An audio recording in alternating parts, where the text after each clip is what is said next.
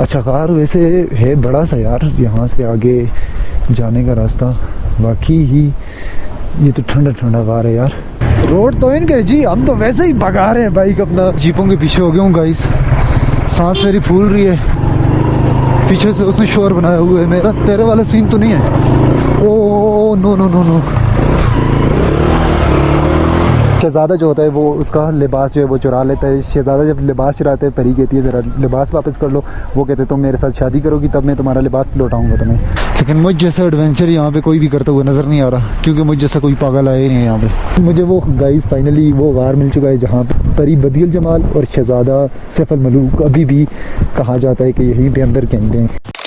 अस्सलामुअलैकुम guys, welcome back in my another vlog. मैं इस टाइम नारान में मौजूद हूँ। पिछले 2 व्लॉग आपने देखे हैं तो आपको पता होगा कि मैंने सफ़र किया था मानसर से नारान का, और नारान से बाबूसर टॉप गया। बाबूसर टॉप का रास्ता कहाँ तक ओपन है, क्या कुछ है, वो पिछले व्लॉग में सारी डिटेल मैंने दे दी। और अभी इस टाइम मेरा इरादा है कि मैं झील सैफ अल मलूक पे जाऊँ। झील सैफ अल मलूक के बारे में कुछ स्टोरीज हैं वो भी आपको बताऊँ। परी बदियल जमाल और शहजादा सैफ अल मलूक, इनकी क्या स्टोरी है, और वो गार भी मैं आपको दिखाऊंगा जिसके बारे में कहा जाता है कि शहजादा सैफ अल मलूक और बदियल जमाल जो हैं वो उन्होंने देव से बच के यहाँ इस गार में पनाह ली थी। वो गार मैं आपको इंशाल्लाह दिखाऊंगा। और इसके अलावा झील सैफ अल मलूक की हिस्ट्री क्या है, और इस टाइम आप झील सैफ अल मलूक जा सकते हैं या नहीं जा सकते, झील सैफ अल मलूक का रास्ता ओपन हुआ या नहीं हुआ, ये सारी डिटेल आपको इस ब्लॉग में मिलेंगी। बाकी यहाँ का वेदर आप लोग चेक कर सकते हैं, ये चेक करें, नारान का ये वेदर चल रहा है अभी। और बाकी अपने बाइक को किक मारते हैं और सीधे झील सैफ अल मलूक पहुँचते हैं। Let's move. ये आ गया जी जंक्शन पॉइंट। जंक्शन पॉइंट ये सीधा बाज़ार को रोड जा रहा है, और ये जा रहा है ऊपर बाईपास वाली तरफ। और बाईपास से आगे मज़ीद जो रोड जाता है वो ये है झील सैफ अल मलूक का। जीप वालों का रेट आजकल क्या चल रहा है ये भी मैं इनसे पूछ के आपको बताता हूँ जीप वालों से कि क्या सीन चल रहा है। जीप वाले खैर मेरे कम ही पहचानने वाले हैं यहाँ पे, लेकिन मैं आपके लिए मैं जा रहा हूँ यहाँ से, फिर आगे सफ़र करते हैं। क्योंकि मेरे पास तो बाइक है, मेरा इतना इशू नहीं है, लेकिन आने वाले हजरात जो हैं वो उनके लिए कुछ डिटेल्स इंशाल्लाह मैं कवर करता हूँ। कल सुनो, अस्सलाम वालेकुम, क्या हाल है, ठीक हो?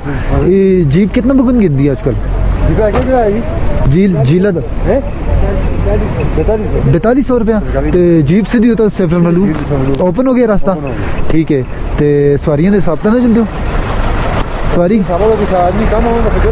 ठीक है, ओके। बस यही थोड़ी जी डिटेल चाहिए सी वीडियो से कुछ भी करे जो ना मेरे को बाइक है। गाइस ये 4200 ले रहे हैं अभी, और सवारी अगर कम हो, मतलब कि लोग कम हो, तो फिर उस हिसाब से ये एडजस्टमेंट कर लेते हैं। जैसे 2 लोगों का एक ग्रुप है और 4 लोगों का दूसरा ग्रुप है, तो एक जीप में एडजस्ट हो सकते हो आप लोग। ये डिटेल मैंने अपनी हिंद को मिली है। ये बाज़-औक़ात होता है ना, जब आप हिंद को ज़ुबान बोलते हैं तो वो फिर आपको उस हिसाब से रेट्स वगैरह बताते हैं। बाकी अपना सफ़र कंटिन्यू करते हैं जी। आई होप सो कि मेरा बाइक वहाँ पे चला जाएगा इंशाल्लाह मैं पूरी कोशिश करूँगा। इंटरनेशनल लेवल की हमारी झील है यार, इसका रोड कम से कम बेहतरीन होना चाहिए, लेकिन रोड इस तरह का है तो चलो जीप वालों का भी रोज़गार लगा हुआ है, वरना टूरिस्ट अपनी ही गाड़ियाँ खींचते और सीधे झील पर पहुँच जाते हैं। ओह माय गॉड, बहुत गंदा खड़ा था यार, शिट। अचानक पानी के अंदर था यार, पानी के अंदर से बाइक चलाना हानिकारक हो सकते हैं वैसे, मैंने अभी ये अंदाज़ा लगाया है, क्योंकि पानी के अंदर कुछ भी हो सकता है भाई, पानी के अंदर कुछ भी हो सकता है। गाइस तकरीबन ये 15 किलोमीटर का ट्रैक बनता है, 15 किलोमीटर, और ये तकरीबन रोड इस तरह का है। और आगे मेरे अंदाजे के मुताबिक रोड आगे भी ख़राब आएगा, ऑफ रोडिंग अच्छी खासी है यहाँ पे। चलो यहाँ पे तो खींचते हैं ना, जहाँ से रोड अच्छा आ रहा है वहाँ से खींचना बनता है। रोड तो इनके जी, हम तो वैसे ही भगा रहे हैं बाइक अपना, यूँ जा रही है यार, यूँ क्या बात है। हाँ, मेरा बाइक नहीं भाग रहा यहाँ से, और उनकी जीपें चेक करो, हवाई जहाज़ होता है यहाँ पर, और सच में ये हवाई जहाज़ ही है। ओए भाई क्या ऑफ रोडिंग है यार।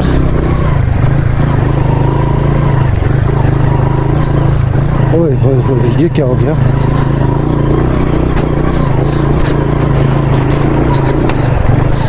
आप हाइकिंग के शौकीन है और आप पैदल सफ़र करना चाहते हैं तो बहुत सारे लोग पैदल भी यहाँ पे आके सफ़र करते हैं। तो ये नीचे से वो ट्रैक जा रहा है ऊपर की तरफ, आपको रोड को फॉलो करने की ज़रूरत नहीं है, क्योंकि रोड यूँ है और थोड़ा दूर है, लंबा पड़ता है।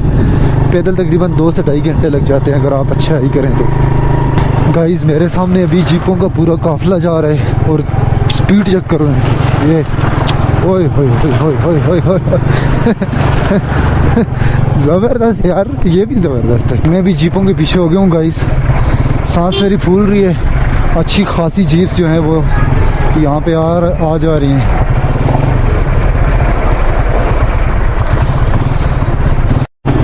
ओ my god, oh my God, इतना बड़ा ग्लेशियर गाइस। ओह, अब मैं बाइक पे जाऊँ या आप लोगों को ग्लेशियर दिखाऊँ? ये चेक करो। तो रुक यार, पीछे से उसने शोर बनाया हुआ है, मेरा तेरे वाला सीन तो नहीं है। Oh no no no no, oh my god, oh my god, एक मिनट रुको यार। ओह यार, ये बहुत टफ होता जा रहा है मेरे लिए। ओ my god, oh my god, oh my god, oh my God, oh shit, बहुत ही बुरी जगह थी यार, बहुत बुरी जगह थी गाइस। उफ, ओए होए होए होए होए मेरी सांसें फूल गई यार वहाँ पे। ओए होए होए, तू तो ठीक से सोई भी नहीं, तेरे अश्क मोतियों से कम नहीं, तू अपनी कीमत मुझसे पूछ तो सही। तेरा साथ अनमोल, तू तोल के बोले फिर भी हर बात अनमोल। गाइस अभी मैंने बाइक को यहाँ पे थोड़ा सा आराम दिया है, ये थोड़ा सा ठंड हो जाए, यू नो। जब इतनी बुरी बुरी चढ़ाइयाँ आप खींचो इस पे तो ये थोड़ा सा ना गर्म हो जाता है। तो वैसे चल रहा था लेकिन मैंने इससे थोड़ा रेस्ट किए। मैंने कहा वैसे ही कोई मसला ना बने। लैंडस्केप चेक करो यार आप लोग, अमेजिंग, क्या बात है। यहाँ से जीप्स वगैरह दड़ा दड़ा आई जा रही हैं, रुकने का नाम निशान नहीं है। चेक करो यार, वाह।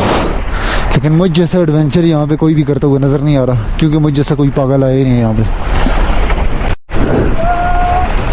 जी हो, हमें भी लेना शॉर्ट में ले लिया। बहुत ज़बरदस्त लुक दे रहे वो पहाड़। चलिए जी अरसलाने, बिस्मिल्लाहिर्रहमानिर्रहीम। इस इंतज़ार की घड़ियाँ हुई ख़त्म, हम झील सैफ अल मलूक पहुँच आए और मलका पर्वत। क्या बात है यार, क्या बात है सर, क्या बात है यार। 16,000 की बुलंदी पे है ये गाइस। अभी तक किसी इंसान ने इसको सर नहीं किया। ओए ओए ओए गाइस, बाइक मैंने यहाँ पे पहुँचा दी है। अब आपको जाके सैफ अल मलूक की कहानी और इसके बारे में सारी डिटेल देता हूँ यार। गाइस अभी तक एक बात तो तय है कि यहाँ पे टूरिस्ट आ रहे हैं, ठीक है। और झील जो है, झील का रास्ता जो है वो ओपन है, ये आप देख सकते हो। आवाम इतनी ज़्यादा आई हुई, जीपों का रश और बहुत ज़्यादा आवाम है, ठीक है। लेकिन आपने कहानी में इंटरेस्ट रखना है ना, तो यहाँ से आगे कहानी शुरू होगी इसकी, मज़ा आएगा आप लोगों को। पहले पहाड़ देखो यार, ओए होए होए होए होए होए। इससे पहले कि मौसम ख़राब हो जाए, बादल जुड़ने लग गए, कहानी सुनाता हूँ और यहाँ से निकलने वाली करता हूँ। फाइनली गाइस, कहानी बताने का स्टार्ट मेरा हुआ चाहता है। झील सैफ अल मलूक 3 लाख साल पहले वजूद में आई। तो इसकी हिस्ट्री 3 लाख साल पहले किस तरह से स्टार्ट होती है, मैं आपको शुरू में लेके चलता हूँ। कहा जाता है कि ये जो इर्द गिर्द ये पहाड़ आपको नज़र आ रहे हैं, बर्फानी एक तोदा जो है वो यहाँ पे आके गिरा था और ये झील वजूद में आई थी। उसके बाद इसके साथ बहुत सारी कहानियाँ मुंसलिक हैं। कहानी नंबर 1, हज़रत ईसा अलैहिस्सलाम से तकरीबन 800 साल पहले लगभग मिस्र के एक शहजादा था, शहजादा सैफ अल मलूक। उसको मुसलसल ख्वाब 7 दिन आए कि भाई एक परी उसके ख्वाब में आ रही थी, बहुत प्यारी। उसने अपना ख्वाब नजूमियों को बताया। नजूमियों ने उसे बोला कि भाई तुम्हारे ऊपर एक परी फिदा है जो तुम्हारी बर्थ से तुम्हारे साथ तुम्हारे इश्क में मुब्तला है। और फिर नजूमियों ने बताया कि वो कोहकाफ में रहती है और नारान वैली में एक झील है जहाँ पे आके वो गुस्ल करती है हर 12 साल बाद। तो वो ये झील है। होता ये है कि शहजादा जो है वो वहाँ से मिस्र से अपने काफ़िले में चलता है और सीधे यहाँ पे पहुँचता है। यहाँ पे आके 12 साल वो कोई चिल्ला वगैरह काटता है और चिल्ला वगैरह काटने के बाद वो परी जो है 12 साल बाद यहाँ पे आती है अपना यहाँ पे नहाने के लिए। तो जैसे ही वो आती है तो शहजादा जो होता है वो उसका लिबास जो है वो चुरा लेता है। शहजादा जब लिबास चुराते है, परी कहती है मेरा लिबास वापस कर लो। वो कहते तुम मेरे साथ शादी करोगी तब मैं तुम्हारा लिबास लौटाऊँगा तुम्हें। कन्वर्सेशन आगे चलती है। शहजादा सैफ अल मलूक जो है उसे बताता है कि भाई मैं तुम पे फिदा हूँ, मैं तुमसे शादी करना चाहता हूँ। परी ये बातें सुनती है, वो भी उस पर फिदा हो जाती है। लेकिन कहानी में ट्विस्ट ये आता है कि यहाँ ऊपर ये मलका पर्वत है जो कि अब बादलों में गिरी हुई आपको नज़र आ ही नहीं सकती। यहाँ पे एक सफ़ेद देव होता है, जो सफ़ेद देव होता है वो भी परी पे फरिश्ता होता है। जैसे ही देव को पता चलता है कि शहजादा आ चुका है और वो परी को लेके जा रहा है, तो वो पहाड़ से नीचे उतरता है। पहाड़ से जैसे ही नीचे उतरता है तो वो इस झील के पानी को खोल देता है ताकि झील का पानी सैलाब की शक्ल इख्तियार करे और उसमें शहजादा और परी जो हैं वो डूब जाएं और गारक हो जाएं। देव जो है वो यहाँ से इस पानी को खोलता है और ताकि एक सैलाब की सूरत बन जाए और परी और शहजादा दोनों इसमें गर्क हो जाए। तो यहाँ से आगे एक कहानी और है एक गार की, जो कि जहाँ पे परी और शहजादा जो है जो वहाँ पे जाके स्टे करते हैं, मतलब ख़ुद को जान अपनी बचाते हैं। तो वो कहानी आपको वहाँ पे सुनाता हूँ, वो कहानी ज़रा सुन के आएँ, फिर यहाँ से आगे बात को कवर करते हैं। तो गाइज़ अभी मैं आपको लेके जा रहा हूँ उस गार की तरफ जहाँ पे देव ने भगाया था बदियुल जमाल को, परी बदियुल जमाल बेसिकली, और शहजादा सैफ अल मलूक को। तो उन्होंने कहा जाता है कि यहाँ पे आके पनाह ली थी जब देव ने पीछे से ये झील का पानी उनके पीछे छोड़ा था।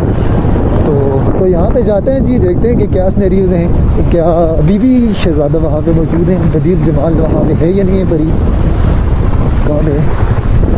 मुझे वो गाइस फाइनली वो गार मिल चुका है जहाँ परी बदियुल जमाल और शहजादा सैफ अल मलूक अभी भी कहा जाता है कि यहीं पे अंदर कैंपे हैं।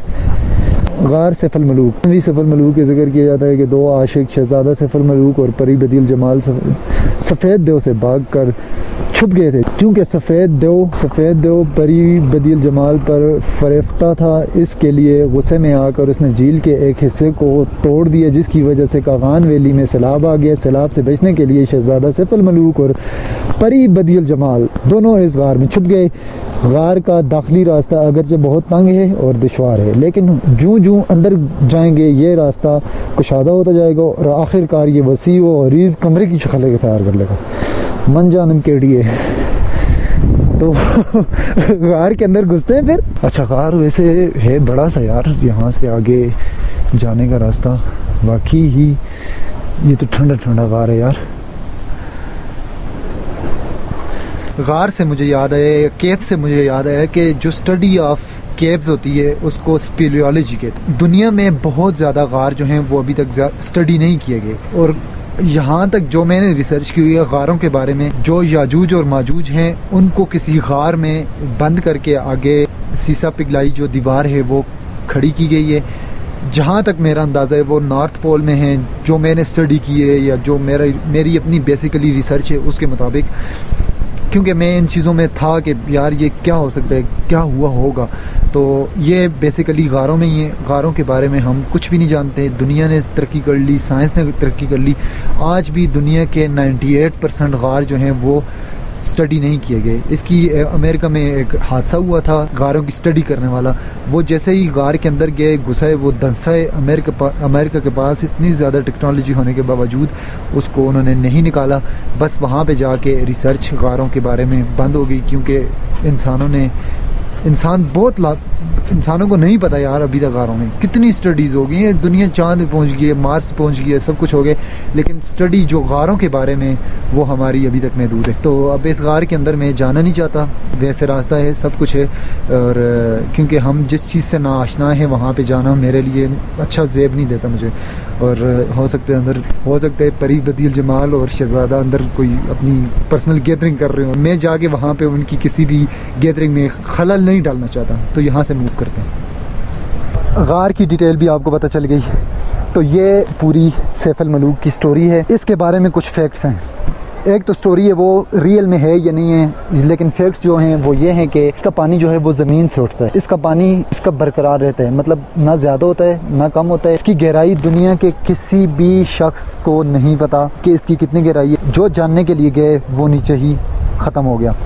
आई डोंट नो, कुछ और तरीक़ेकार हो सकते हैं, कुछ पैरामीटर्स हो सकते हैं अगर फैक्ट्स देखा जाए। मेरे ख्याल से ये भी फैक्ट्स नहीं हो सकते, क्योंकि आज की दुनिया इतनी तरक्की कर चुकी है कि इस झील को नापने के लिए या इसकी गहराई नापने के लिए बहुत सारे टूल्स इस्तेमाल हो सकते हैं। टूल्स का नहीं बताऊंगा, लेकिन ये है कि इस टाइम ये बहुत ही आला किस्म की लुक दे रही है, आप देख सकते हो।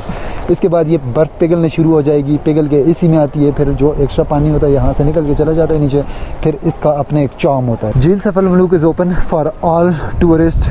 यहाँ पे आप आ सकते हैं, इंजॉय कर सकते हैं खूबसूरती को और नेचर को इंजॉय कर सकते हैं। यहाँ पे आके 10-15 मिनट 20 मिनट बैठ के आप इन पहाड़ों को अगर देखें ना तो आपको मतलब कि बहुत सारी चीज़ें जो हैं वो मतलब अगर आप सोचने वाले हों तो बहुत सारी चीज़ें आपके माइंड में आती हैं और फिर आप कहते हो वाकई अल्लाह ताला की ज़ात मौजूद है। तो यहाँ से अब कूच करते हैं इससे पहले कि मौसम ख़राब हो जाए, क्योंकि मुझे यहाँ से आगे निकलना है। तो ये थी स्टोरी, गार की स्टोरी भी मैंने आपको बता दी और इसके अलावा यहाँ की स्टोरी भी मैंने आपको बता दी। बाकी अपने भाई को बहुत सारी दुआओं में याद रखें। यहाँ पे आके ये ब्लॉग एंड हो जाते हैं। चैनल को लाइक सब्सक्राइब और शेयर मस्ट है। बारिश की पहली बूंद मुझ पर पड़ चुकी है। तो मिलते हैं फिर इंशाल्लाह नए ब्लॉग में। अल्लाह हाफिज़।